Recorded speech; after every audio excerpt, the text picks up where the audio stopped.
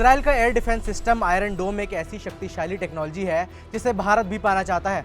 कोई भी दुश्मन मिसाइल हमला करे तो यह आयरन डोम रक्षा सूत्र की तरह काम करता है और इसराइल की मदद करता है। पूरी दुनिया में इस आयरन डोम की एक ऐसी छवि बनी है कि एक अदृश्य और अभेद कवच के तौर पर है। इसराइल का यह आयरन डोम हर वार को झेलने में कामयाब रहता है। हालांकि अब लगता है कि इसराइल के दुश्मन हिजबुल्लाह ने इस कवच को भेदने का हैक ढूंढ लिया है।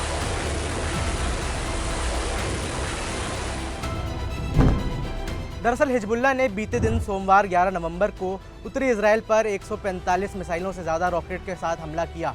मीडिया रिपोर्ट्स की माने तो हिजबुल्लाह के इस बड़े हमले में बड़ी चालाकी से हिजबुल्लाह ने अलग अलग शहरों को निशाना बनाया और इसी की वजह से उसका इजराइल का एयर डिफेंस सिस्टम कंफ्यूज हो गया। हिजबुल्लाह के इन हमलों में एक बच्चे समेत 7 लोग घायल हो गए। जानकारी के मुताबिक इनमें से कई रॉकेट इजराइल की राजधानी तेल अवीव के बेहद करीब गिरे।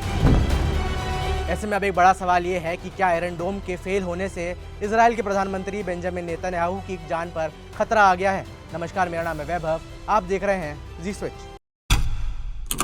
एक समय ऐसा था जब हिजबुल्लाह के हर दिन नए नए मुखिया बन रहे थे और इजराइल हर दिन इन नए नए मुखियों को ठिकाने लगा रहा था। हालांकि अब जैसे ही हिजबुल्लाह की कमान नईम कासिम के संभालने में आई है, वैसे ही हिजबुल्लाह इजराइल पर हावी होता नजर आ रहा है। कहा तो ये भी जा रहा है कि नईम कासिम के नेतृत्व में हिजबुल्लाह अब इजराइल के साथ जंग में आगे भी निकलता जा रहा है। विदेशी मीडिया रिपोर्ट्स की माने तो हिजबुल्लाह के लड़ाकों ने महज 24 घंटों में इजराइल पर ताबड़तोड़ 25 हमले करके पूरे मुल्क को थर्रा दिया है। रिपोर्ट्स की माने तो बीते दिन हिजबुल्लाह ने जो रॉकेट दागे थे वो इजराइल के पेजर हमले का बदला थे। बता दें कि 2 दिन पहले ही इजराइल ने लेबनान में पेजर हमलों की जिम्मेदारी ली थी और ये पूरी बात कबूली थी। 17 और 18 सितंबर को किए गए पेजर हमले में हिजबुल्लाह से जुड़े 40 लोग मारे गए थे, वहीं 3000 लोग घायल भी हुए थे। बीते दिन जो हमला हुआ, हिजबुल्लाह के इस खास हमले की बात तो ये भी थी कि उन्होंने अपने इन हमलों में इजराइल के न सिर्फ ज़मीनी स्तर पर नुकसान पहुंचाया, बल्कि इजराइल के कई अनमैन्ड एरियल व्हीकल्स यानी UAV हाईटेक ड्रोन को भी तबाह कर दिया।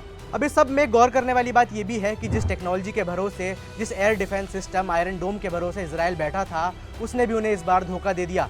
बताया जा रहा है कि हिजबुल्लाह ने इस बार 165 मिसाइलों के साथ फायर किया था, जिसमें से कई तो आयरन डोम ने काउंटर कर भी ली, लेकिन जो काउंटर नहीं हुई वो मिसाइलें सीधे जाकर रिहायशी इलाकों में गिरी, जिसके बाद इजरायली आवाम में काफ़ी डर का माहौल है। हिजबुल्लाह के इस हमले से किसी की मौत तो नहीं हुई, लेकिन इस हमले के कारण इजरायली नागरिकों के मन में खौफ ज़रूर बैठ गया है।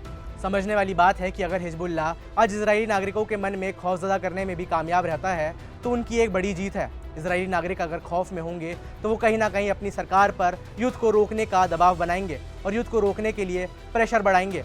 ऐसे में इजरायली सरकार पर दबाव बढ़ेगा और शांति और अराजकता पैदा होने की संभावना बढ़ती रहती है। अब देखिए, इजराइल का जो इतिहास रहा है उससे एक बात तो साफ है कि इजराइल बदला तो ज़रूर लेगा, आज नहीं तो कल बदला तो लिया जाएगा। हिजबुल्लाह की कमान अब नईम कासिम के हाथ में है तो ये कहना गलत नहीं होगा कि इजराइल के टारगेट पर भी नईम कासिम ही होंगे और हिजबुल्लाह का लीडर का खात्मा किया जा सकता है। बता दें कि हिजबुल्लाह लीडर तक पहुंचने के लिए इजरायली सेना ने शिकंजा कसना भी शुरू कर दिया है। 10 नवंबर को इजरायली सेना की ओर से एक सुरंग का वीडियो जारी किया गया। बताया गया कि ये सुरंग हिजबुल्लाह का सीक्रेट रास्ता था जो कि उन्होंने कब्रिस्तान के नीचे बना रखा था। इस वीडियो को शेयर करते हुए इजरायली सेना ने कहा कि हिजबुल्लाह के लिए इंसानी ज़िंदगी की कोई अहमियत नहीं है, चाहे वो मृत हो या जिंदा। वीडियो को आगे देखें तो पता चलता है कि हिजबुल्लाह ने कब्रिस्तान के नीचे पूरा हथियारों का गोदाम बना रखा था।